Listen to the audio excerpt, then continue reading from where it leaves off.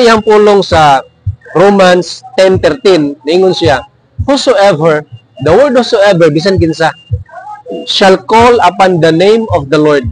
Meaning to say, ang pagsangkit sa ngalan sa Ginoo, gi-offer sa Ginoo, gihimong available sa Ginoo to everybody. Everybody, why gipili?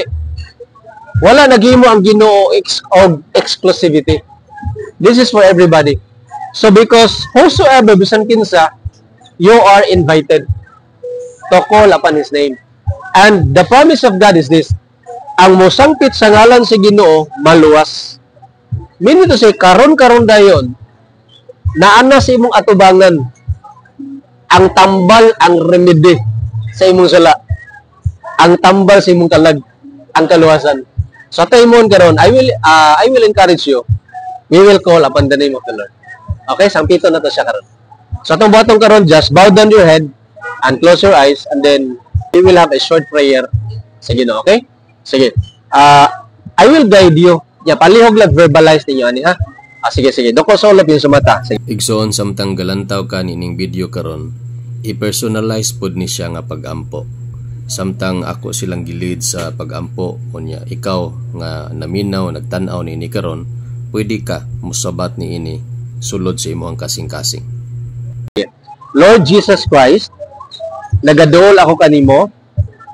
Akong giangkon nga ako makasasala sa imong atubangan. Lord Jesus Christ, akong gituhuan nga nianhi ka sa kalibutan, namatay sa cross, gilubong og nabanhaw sa ikatulo ka adlaw tungod kanako. Lord Jesus Christ, pasaylo ako sa akong mga sala. Sulod sa akong kasing-kasing, dawaton ko ikaw. Isip akong manluluwas, Ginoo og Hari. Lord Jesus Christ, sugod karon, ikaw na ang tag-iya kanako. Tabangi ko, ikaw akong sundon sa tibok na kong kinabuhi. In Jesus' name, Amen. Amen. Brother John, Madpax, congratulations ninyo na ako'y ibilin yung usa ka verse sa Bible. John 1:12.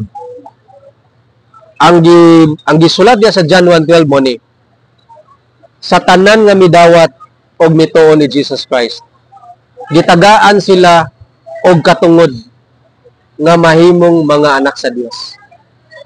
Good news right now, according to the word of God, because you received the Lord as your Savior. Sa diyang gidawat na niyo si Jesus Christ, ang gideclare sa Bible, nahimo na kang anak sa Dios. Yan na kang anak. So kung imong tan-awon karon, na ay new thing nga nahitabo nimo karon sa atong conversation. Kana nga new thing, instant na the moment you believe. Instant na siya. Kanang gitawag pagkaanak sa Dios. Nga pagdawat, pag-declare nimo verbally, internally, imong gidawat si Jesus Christ by faith, gideclare na ka nga anak sa Ginoo.